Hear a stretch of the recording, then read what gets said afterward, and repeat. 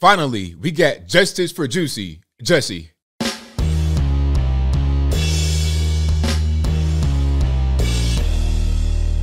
How's everybody doing? My name is Anthony Brian Logan, and today we got to talk about the Hollywood actor Jussie Smollett, aka Jussie Smollett, being found guilty on 5 of 6 charges related to his 2019 hate crime hoax.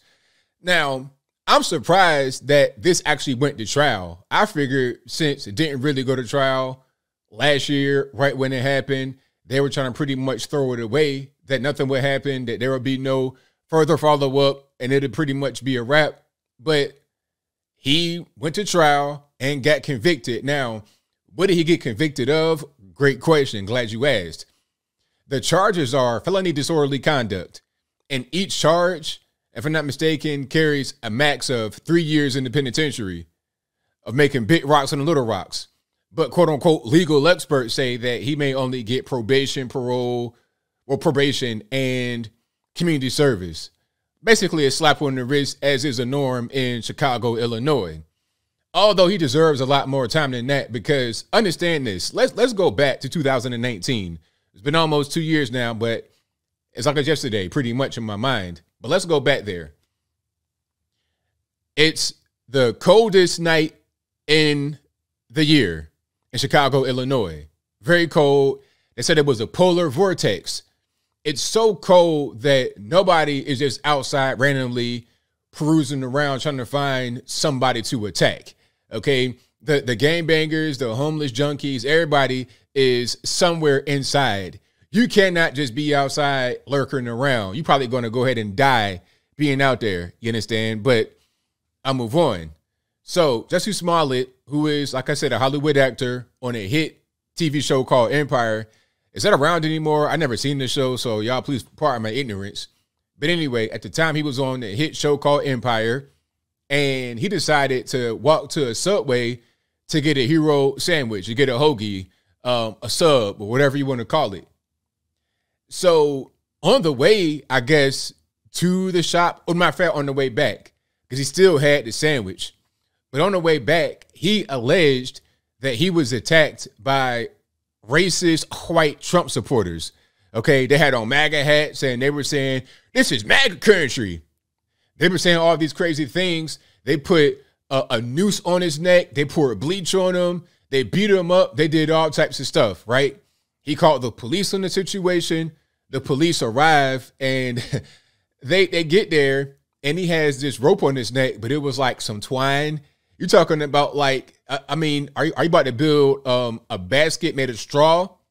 Are you still in 1825? Are you a housewife of a Union soldier during the Civil War? Like, what are you going to do with that twine or whatever you got?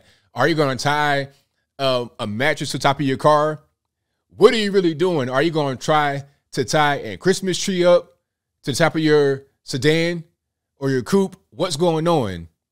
You did not have a noose on your neck. You tied some rope around. It was so ridiculous. When the police got there, it was like, hey, you want to take that off? Why are you still wearing this? It was crazy.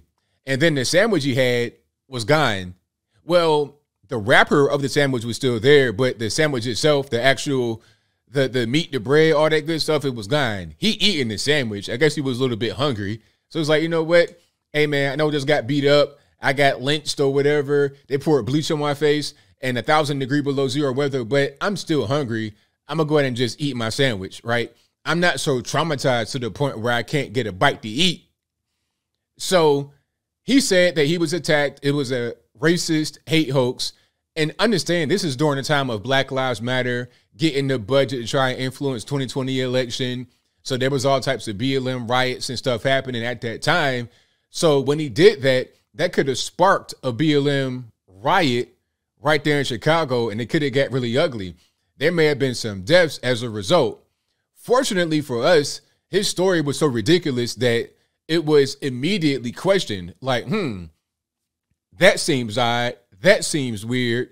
And then once, you know, every day began to pass, the story just, it unwound like that string on his neck. Okay. If a cat had that string and had it into a big ball, it was unwound every single day by the cat. That's pretty much what was happening. We come to find out that there was not two big racist white guys in the shadows with MAGA hats on and 1,000 degrees below zero weather. What it really was two big Africans that he already knew. And one of them he claims to have had, I guess you would say, intimate relations with. And I won't go any further than that because we got little kids watching. So I digress. The whole point is that rather than two white guys, you had two gigantic bodybuilding Africans. Now, this had to have been the dumbest scheme in the world. If you're going to put on the fake hate hoax, if you're going to have these guys go out and buy MAGA hats and some Ace Hardware string and fake attack you in front of security cameras so everybody can see it, you could at least find some guys that aren't obviously black. I mean, it's like having me out there talking about, oh, that's a white guy. You got some West Africans, the blackest guys you could find, some Africans, West Africans.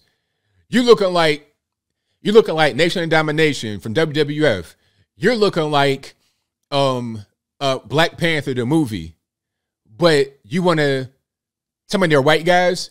You could have found some white guy in Chicago, or at least a light-skinned black guy. Africans, dark-skinned black Africans, the dumbest thing in the world. But those are his friends, quote-unquote personal trainers, and a little something else. So he just used them. Proximity, whatever. Anyway, so they were revealed. They wound up buying the supplies for the attack at a beauty supply store. It was a red hat and some gloves and stuff like that. They were on camera buying it. They had them on camera in the Uber on the way to the scene of the crime.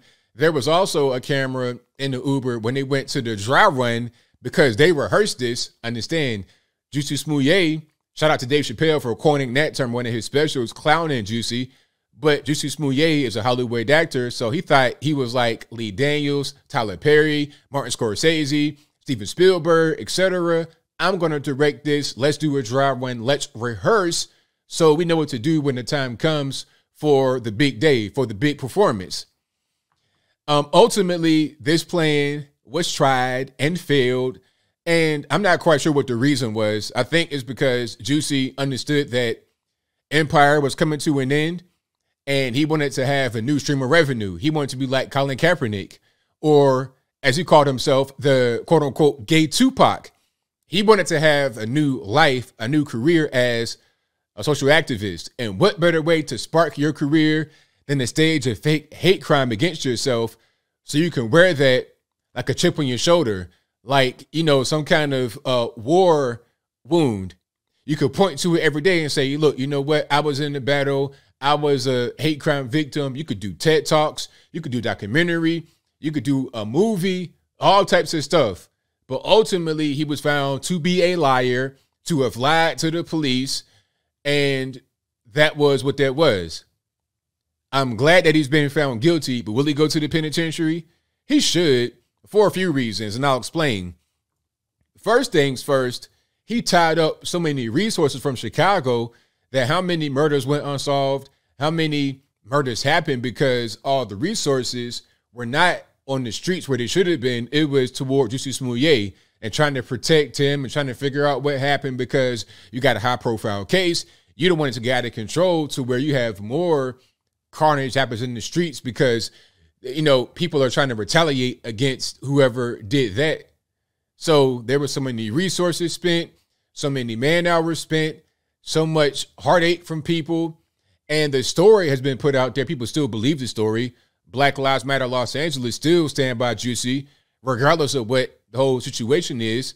Okay. Then you had a lot of political corruption going on. Kim Foxx, Cook County State's attorney, she got involved and she was trying to prevent him from being prosecuted and all this stuff. Michelle Obama's aide, or quote unquote former aide, got involved. She made a call to Kim Foxx talking about, oh, he's a friend of ours. Can you please go easy on him? Don Lemon from CNN got involved, allegedly, because he texted or called Jussie and let him know that the police don't believe what he was saying as far as his story. You know, the MAGA hats, the white guys, the string on their neck, they didn't believe it. So you're getting intel from all over the place. You're getting people in high places to help you inappropriately. You got all of that type of stuff going on. You lied about a hate hoax. People still believe it. And you're going to get a slap on the wrist. Community service. No, no, no. There needs to be an appropriate punishment for this crime, because you don't want to have anybody else think, oh, I could just do whatever, stage a hate crime. If I'm believed, then I've achieved my goal. If I'm not believed and I get to be found out, then it's no big deal. You know, it'd be the racist white man that hates me for the rest of my life, and I'm not going to go to the joint. I might pick up some trash for a weekend, and that's fine. They'll take that risk because they know that the crimes aren't being enforced properly.